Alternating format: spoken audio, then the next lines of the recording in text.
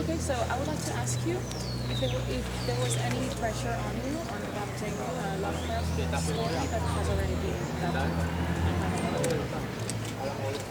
Well, I think the main pressure that was on me was to do Lovecraft justice, because I felt there's never been a film before which has attempted to address his central themes. Lovecraft himself said all of his work was about trying to create an atmosphere of cosmic horror, or the sheer smallness and futility of mankind in the face of infinity and the scale of the universe. And I did not really feel that Stuart Gordon's work before addressed this issue. So I did want to get into his core themes. And obviously the stories themselves have a reputation for being unadaptable. They don't have characters as we know, as we expect modern movies to have, or anything like a conventional structure. So all of these things presented challenges, and I was keen to make certain that we did not cheat. I wanted to hit all of the main plot points in the story and not change it too much, which meant that, of course, everyone in the story would have to either die or go mad. There could be no happy ending. That everyone from the cat, the dog, the small children were all going to have to be obliterated. It dictated the structure of the film. And it meant that we were forced to make a lot of left-of-field decisions, which are very unlike anything that we expect in contemporary movies. So you would say your adaptation is the first one to do justice?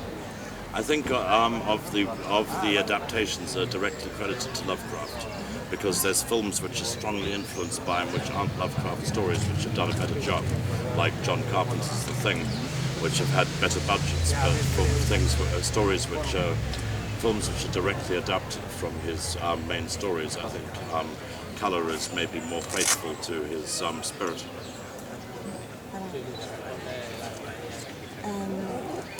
¿Cómo has vivido tu vuelta al cine después de tantos años y por qué has escogido esta historia para volver? How do you feel about going back to the movies at this point in your career, and also why this story specifically? Colour Out of Space presented itself as being a good one to adapt simply because it is set on a farm in New England and not in Antarctica, like the mountains of mountains, or at the bottom of the ocean, like Call of Cthulhu. I felt at least it was accessible on a low to medium budget level, which is why it came to the top of the pile of stories that were at least vaguely possible to adapt. Coming back to movies at this stage, it comes as a surprise to me because I thought that I was done with cinema, that circumstances conspired to drag me down from the mountain where I was living. Literally, the American producers, for various reasons, needed to make this movie. And they realized Nick Cage was an H.P. Lovecraft fan, and there was a pressure on Spectrovision to make another film swiftly. There was an H.P. Lovecraft script flying around, and they managed to put it in Nick Cage's hands and set the film up. I didn't believe them at first, and eventually in the beginning of the second weekend of December 2018, the producer of the film, Josh Waller, and one of the Portuguese producers drove up to my house in the Pyrenees and banged on the door in the early hours of the morning, and I got them a coffee, and they told me to get in the car. Drove me south to Portugal, where I discovered we had 6 weeks to prep the movie. Yeah. How did it was to work with Nicolas Cage? Did he understand what you need in the story? Nick was fantastic throughout, and fortunately was a fan of Lovecraft to begin with. He read the script and weeks in advance highlighted parts of the script where he felt there was room to improvise and to open it out further. So we were able to discuss in advance all the areas where he was going to be able to improvise on camera. This gave us some chance to modulate these explosions of insanity, which seem chaotic and almost random at times, but in fact were carefully planned for a very long period in advance. He likes to improvise. Yeah. And you like? Oh yeah, because especially if something of Nick's caliber. Because time and again, if you don't call cut, Nick will just keep going and stay in character. At times, it was really difficult for me to say cut because it was just the scene was continuing to unfold, sometimes in directions which were surprising to all of us. But at the same time, this was forcing the rest of the cast to work very hard, and this rubbed off very well on particularly Julian, the 7-year-old kid playing Jack. Very much enjoyed the playful nature of the shoot. He visto que en la película hay un plano donde aparece en la televisión Marlon Brando. No sé qué película es, no la he reconocido, ha pasado muy rápido. ¿Sientes que has dejado atrás una etapa y puedes hacer broma sobre eso y que has empezado otra nueva? She didn't recognize the movie. There's a shot in the movie where you can see Marlon Brando on the TV screen. Doesn't recognize the movie. I mean, is this for you a kind of like a wink moment for you in the movie that turned page from other experiences? Well, it was one way of finally getting Marlon Brando into one of my movies. Really, it came about because this is a scene from One-Eyed Jacks, and it happened because One-Eyed Jacks is in public domain. There's no copyright on this film. And when putting a movie on television, we were forced to use a public domain title because no one wants to pay the rights. And I'm really tired of seeing Night of the Living Dead every time there's a public domain movie, so we went for One-Eyed Jacks instead. And what do you think Color Out of Space brings to the table in the genre?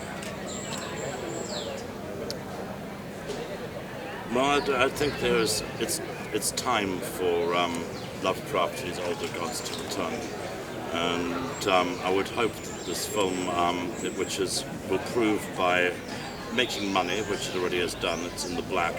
It's been sold for distribution in England and the US. The backers have recouped. That it will show people that you can actually make an income out of making Lovecraft movies, and it might encourage more producers to pick up the material, because there are any number of movies which are stuck in development, which have, for whatever reason, haven't gotten made, like Del Toro's The Mountains of Madness or James Wan's Call of Cthulhu, which should have been made, but for whatever reason we don't have them. And I would like to see more of these titles actually get out there. One of the things that we proved by going ahead with this project is I think we've proved that the work is in public domain and that anyone is legally entitled to run with it, that Time Warner or Buena Vista cannot own Cthulhu or the Necronomicon. These things belong to the whole world, and I would like to see a number of other movies jumping on this idea and pushing it further. Color's a very small movie with maybe an operational budget of $3 million USD. It's still tiny compared to a studio project. And if Lovecraft is in public domain, then I would suggest that Lovecraft's contemporaries such as Robert E. Howard are also in public domain, which raises questions about the underlying chain of title on characters like Conan the Barbarian or Solomon Kane. So I hope that the sheer fact that we made this film without being sued by anyone clears the way for other productions to do the same and maybe develop their own projects using the Cthulhu mythos or, say, Robert E. Howard's Hyperborean Age, because I would certainly like to see more of these movies. Would you consider doing another Lovecraft story? I'm certainly thinking about it. I wouldn't do one right now immediately because I don't want to end up like Stuart Gordon and be assumed to be a guy who just makes Lovecraft movies. So the very next movie is going to have to be something completely different. But at some point I would like to return to Arkham County. The project went so well that I wished that we could have just gone on shooting. Everything was going so smoothly that after 6 weeks we had to shut it down and break down the sets and say goodbye to everyone. But if we'd gone on shooting, I would have happily gone on shooting for another 6 months if it had been a television show. So yeah, I would love to return. There's some Easter eggs in the story as well, where we see references to Dunwich and to some of the other Lovecraft stories, notably the Dunwich Horror, which is probably the one that I would try to go after next if I get the chance. I would like to ask about the future. I hope we don't want to wait another 20 years before another Richard Stanley movie. Do you have any project? I don't think you'll have to wait another 20 years. Now that I've been successfully dragged out from the mountain, patched back into the mixing board of human experience, it seems that almost inevitable that there will be another project. And I'm hoping that we'll be able to be shooting again within a year or so. Next up, I would very much like to return to the theme of the dystopian, dysfunctional, apocalyptic future, because I think this is something which is seriously relevant right now. La historia que he rodado es tuya, el guion es tuyo. ¿Te has sentido, has podido llevar a cabo lo que tenías en mente? Exactamente. So you wrote the screenplay, is exactly what you wanted to have in the movie? Of all of my scripts, I think this one has been translated to the screen the most closely. This is partly because my first two movies were produced by Miramax and Harvey Weinstein, so this experience is much better.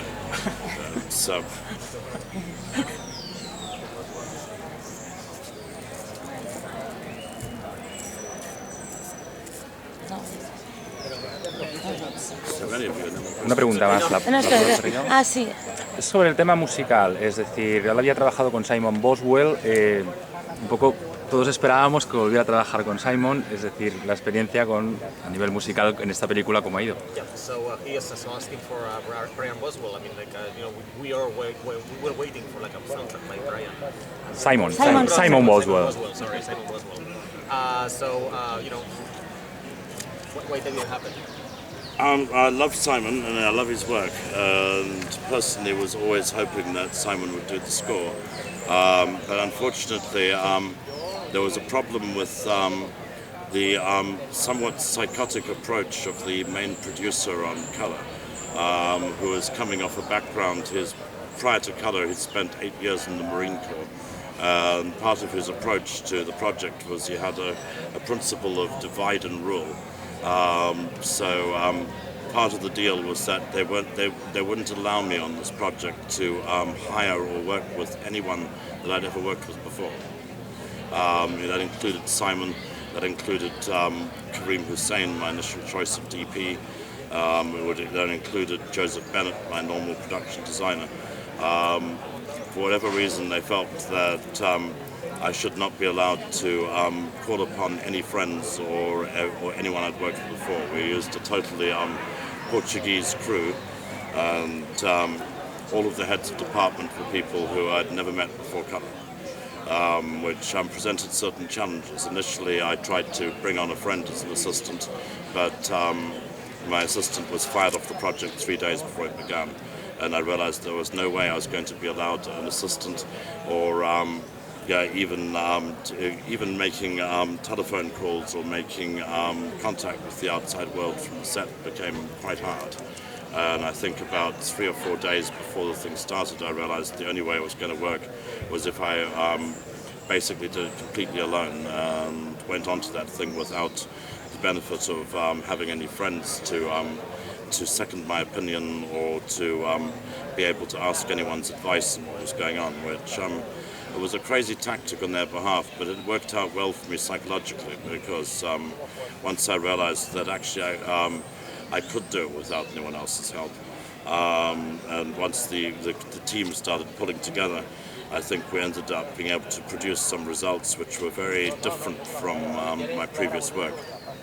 But I'm hoping in future, preferably in the next movie, to be able to go back to some of Simon's work, because I miss him hugely. Although Colin Stetson ended up giving us a score which is, I think, mind-bendingly memorable. Thank Thank you. you. Thank you. Va. Ok.